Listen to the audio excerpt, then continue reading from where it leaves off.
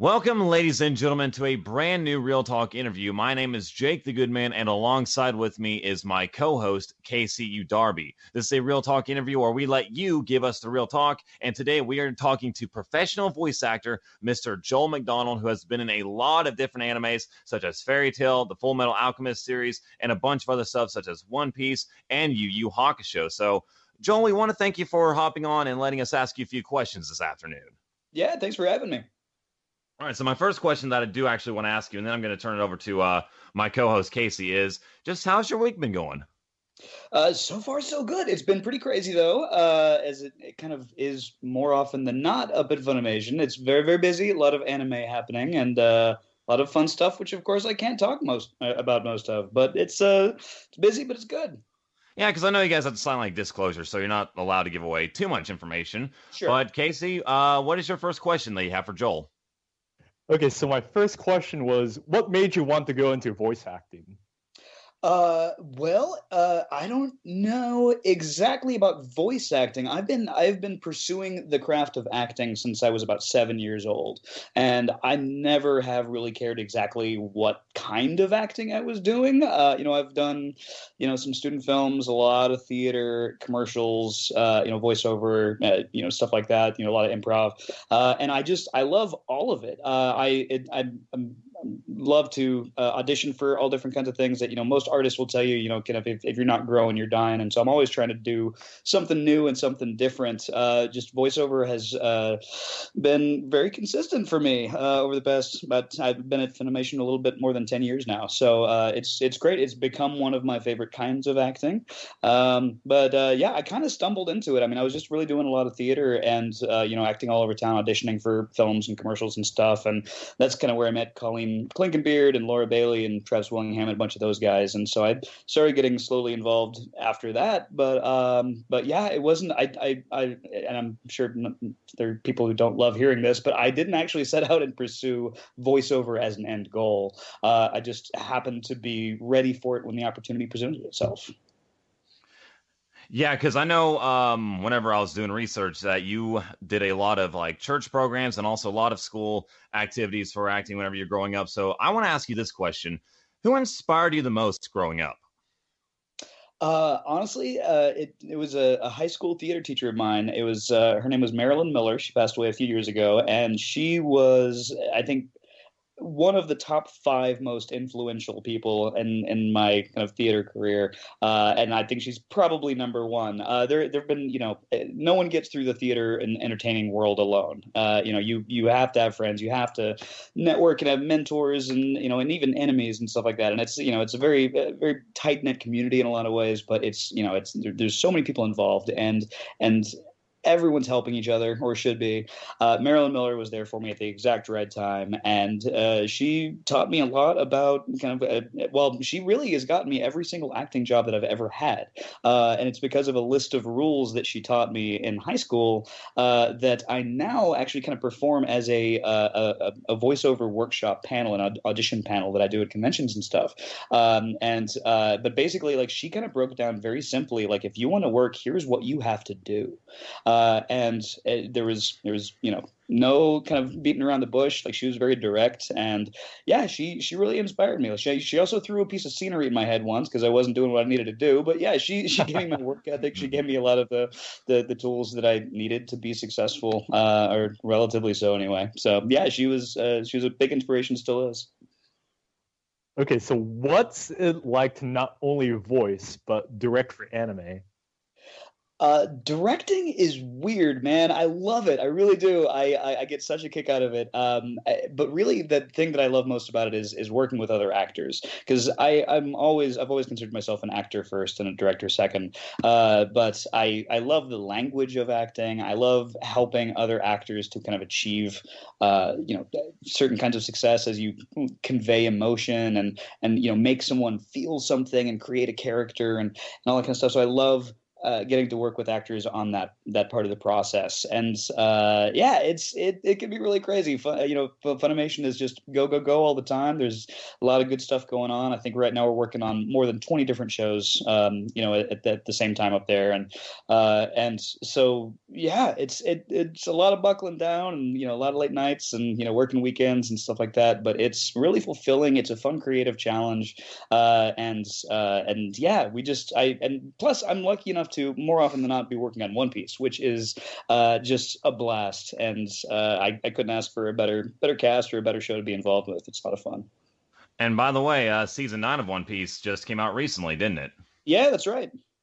So my next question for you is, since I know you've done a lot of directing also, this is what I would imagine to be the tricky part, is when you're writing script for anime, like when it comes to matching the lip flaps and everything. But could you tell us about your experience about script writing? Yeah, I started script writing at Funimation around the same time I started directing, so a little over 10 years ago. And it's, again, a very, very creative challenge to say the same thing or convey the same intent in a completely different language and still have it match all the timing and the mouth movements and flaps and all that kind of stuff. It can be really challenging because it doesn't always take the Japanese exactly the same amount of time to say something as it does us, and so it can require some jumping through a lot of hoops, but when it works, man, it works great. And I love being able to kind of be a part of a dub that really conveys the same feel as the original material. When someone watches something that I have either acted in or directed or written on, the end goal is always the same. I want someone to watch the episode and get the same experience as someone who watched the original Japanese as a native speaker. And so yeah, it can be really, really rough, and you kind of got to pick your battles to a certain extent. I know when I was working on Claymore years and years ago, there was a big speech. It was like this big rousing kind of calling the troops to action kind of speech, and it was great. And it had this the direct translation from the Japanese was like 2 paragraphs long of just ladies, we must women must go into battle, and we must we will take these resources and these weapons, and we will crush our opponents, and and it was great. It was a beautiful speech in the Japanese, but then I had like a flap every 3 seconds, like it was just one at a time, and I played with it for a while, and at one point it was just like, girls fight, it was just really stupid.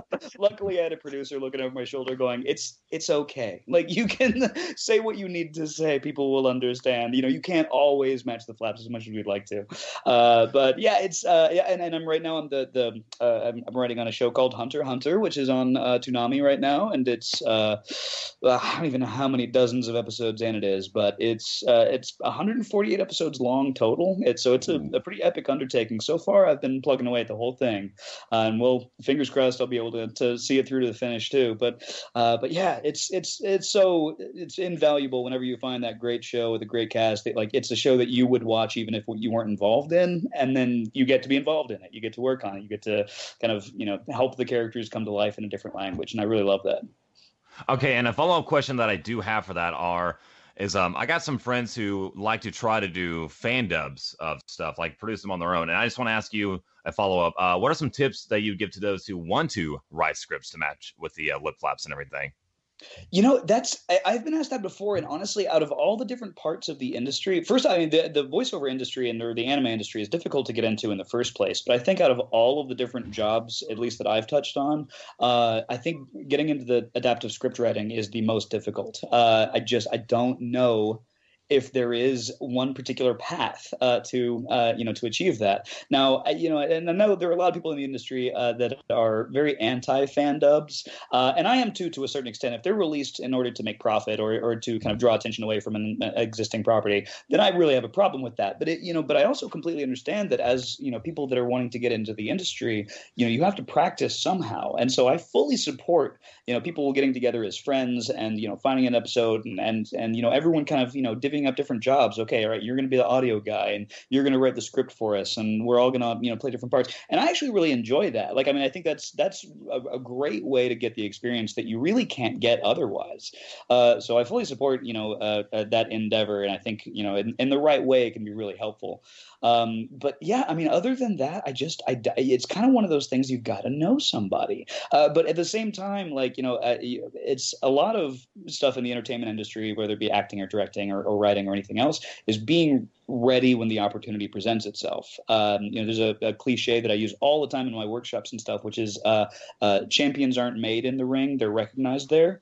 And I love that because, like, it doesn't, you can be a champion way before you actually have, people acknowledge that. Like, you can be ready, you can be prepared, you can be the best in the business, but you just wait for your big fight to kind of show the rest of the world and to seize that opportunity and to roll that into something else. So yeah, I think playing with fan dubs and stuff like that, and or like even just sitting by yourself, taking muting the TV and playing a scene over and over with the subtitles, legally streamed subtitles or whatever, and then figuring out a way, like, to get up pen and paper to start with and try to figure out a way, like, and reading is a huge resource. Like, I love doing conventions and stuff at libraries because there are a lot of anime clubs that operate out of libraries.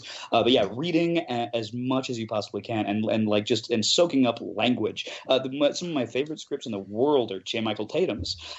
He does such great scripts. Especially, I love it when he and Patrick Seitz work together. He's another one of my favorites. But they both have this love for language, and so when they need a four-flap word that means good, or whatever it is, like, they have it. And especially like the flowery, over the top kind of stuff, that's where Tatum really shines. Oh my God, he's brilliant at that. But yeah, I think I really don't have any other tips other than just giving yourself whatever practice you can give yourself, and then just looking for opportunities, meeting people, and going to cons and shaking hands and having a business card and all that kind of fun stuff. But I wish I could tell you more.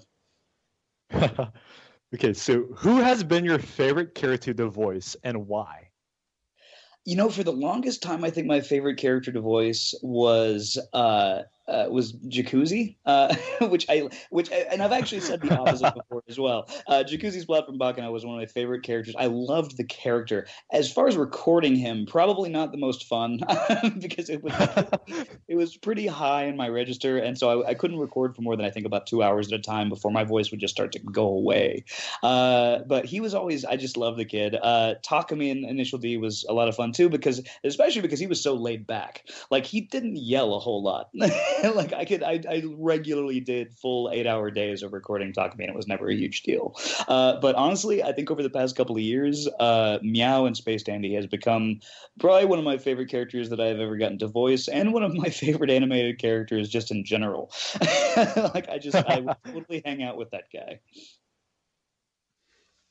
All right, so my next question for you is, this is a question that I ask to all the voice actors I've talked to, but I ask it because I always get there's always some sort of like unique answer that I always get. What tips would you give to people that are wanting to go into voice acting or are just starting out? I mean, good question, but I guarantee you've heard all the stuff I'm going to say before, which is you have to learn to act first. I don't care how you do it or where you do it, but if you try to get into the voiceover industry just assuming that you can figure out the acting part as you go and that just having a decent voice will get you where you need to go, you're wrong and you will fail, and it's going to be sad.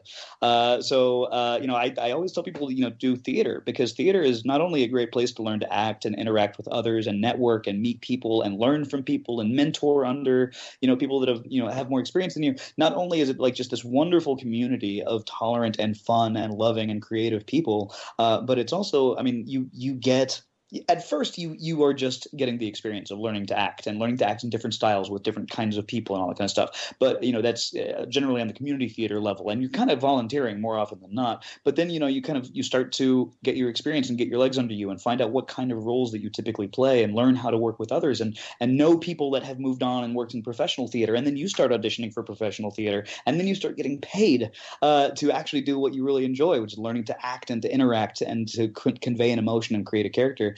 And then, from there you move on to whatever you want. But like, if you don't spend the time actually learning to act, then any attempt to get into the industry is going to be expensive and pointless. So, yes, you need a demo. It's very helpful to have an agent, all this kind of stuff, and a home studio, decent microphone, sure, that's all stuff that comes, with all of the other things that you're doing. But if you're not really focusing on the craft of learning to act, then you're just spinning your wheels. Because some of the best and most prepared people in the industry are not working regularly. It's next to impossible to make a living off of only voiceover. And so, you've got to be not just good, but you've got to be like one of the best, and you've got to be dedicated, and you've got to be out there grinding every day trying to figure out where that next gig is, So it's not for the faint of heart, and it's not something that I would ever recommend someone just try to do in their spare time. There are people who only get the chance to do it every once in a while, but like, other than that, like they're working on their demos, they're going to acting classes and workshops, and going to plays and meeting actors there, like just in getting involved in the industry as a whole. I know that there are probably better ways to specify and really hone in on that particular part of the entertainment industry, but I don't know. I'm not the guy to talk to about that, but I will say that, like, if you just throw yourself into the entertainment world and absolutely dedicate your life to the craft of acting, then there's no reason you can't succeed. It's just that not a lot of people will do that. That's just the fact of the matter. Yeah. Actually, real quick before we get to Casey's next question, I got my friend Ultimo who's on the line right now because I know he was wanting to ask you a question. Ultimo, you're talking to Joel McDonald. What's the question that you have for him? Hi. So, first of all, I'm Ultimate JV Death. I'm here to, I play Smite a lot, and so does my friend. And once I told him that we're going to get an interview with you, he just sort of gushed with like, oh, God, he's my favorite god, Mercury. Nice. So, he had two questions, but I think the one he wanted to ask mainly was, if you had the speed of Mercury, like his super speed, what would you want to do with it? By the speed of Mercury, I think it would probably be a lot of pranks. I don't think I would. I don't think I would be a force for good. I think I'd mostly just pants people. That's probably the entirety of what I would do. No lag. I would see you doing that. For some reason, I can just picture a short mini movie on Funimation.com. There's Joel McDonald going down pants. I would watch it in a heartbeat. It's like during every ad, it's just like, and now pantsing with Joe McDonald.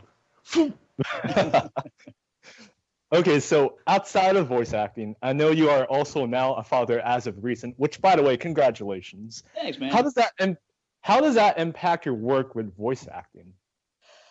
So far, it hasn't really affected things a whole lot other than scheduling.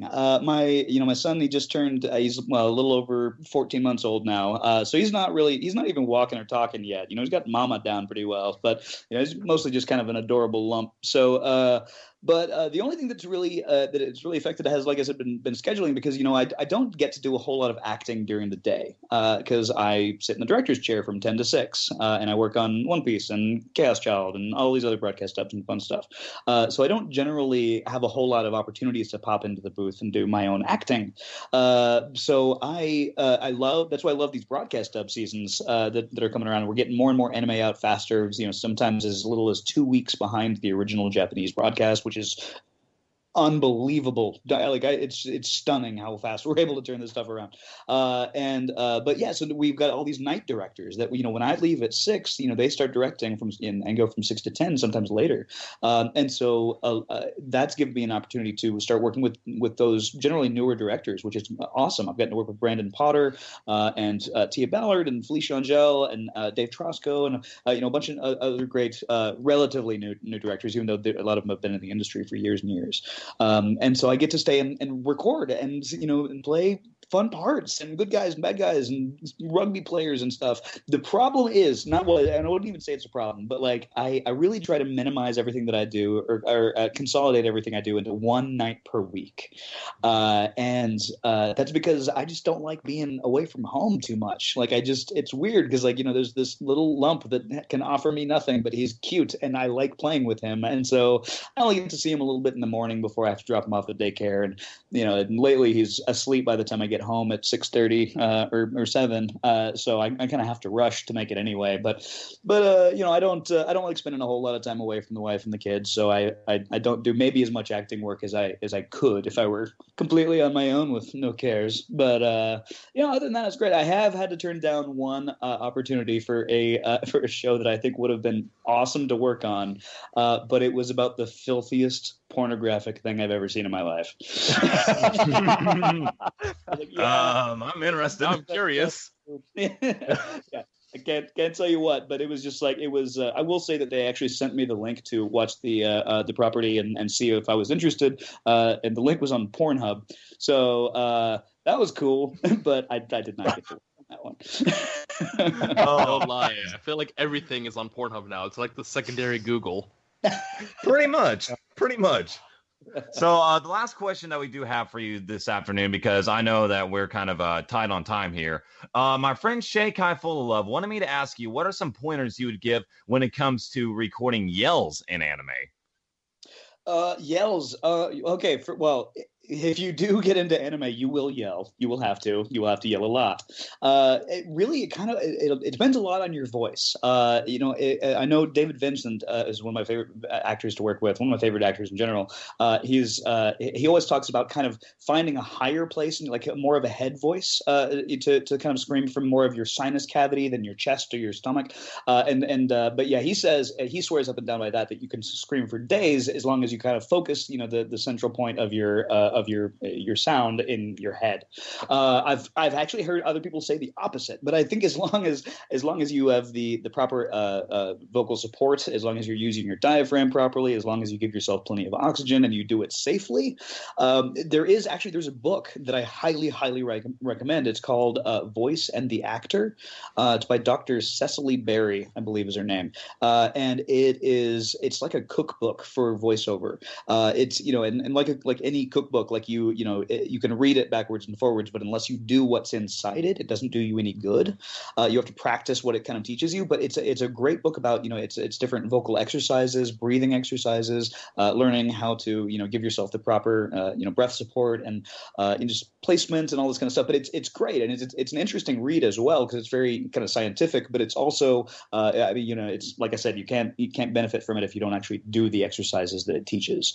But I highly recommend that, and I actually if anybody can help you with that question, it's that book. I guarantee it. Thank you. I appreciate you for answering our questions this afternoon, Mr. Yes. Joel. It was a really fun opportunity getting to talk to you and everything this afternoon, and we will indeed go check out that book. I'm interested in going to give it a read at some point, so I think I will definitely add that to my list of things to check out. So before we wrap up this interview, are there any other things that you want to say? No, I really appreciate you guys paying attention to what me and everybody else at Funimation are doing. It's a fun job that I would love it if you guys could all get involved. Everyone listening that wants in, I hope you all find a way in. I want to work with as many fun people as possible. But thanks for watching and keep it up. Thank you, sir. We appreciate you hopping on this afternoon. Yeah, absolutely. Thanks a lot, guys. You're welcome. All right, bye. See ya. All right, guys, we want to thank you for listening to this Real Talk interview with professional voice actor Joel McDonald. Be sure to check out all the different anime that he's worked for in Funimation. Guys, he has been in a lot of stuff. He does a great job. Fairy Tail, One Piece, I could go on and on and on. And be sure to check out the book that he was just talking about to help give you some tips about acting and voice acting and all that sort of fun stuff. But for now, I'm Jake Goodman. My name is Case Wuzzle to the Dizzle, and I'm Ultima JV Death. I'm the guy that happened to pop in here. And thanks for listening to this Real Talk interview. Also, don't forget to subscribe to Funimation.com today. See you guys.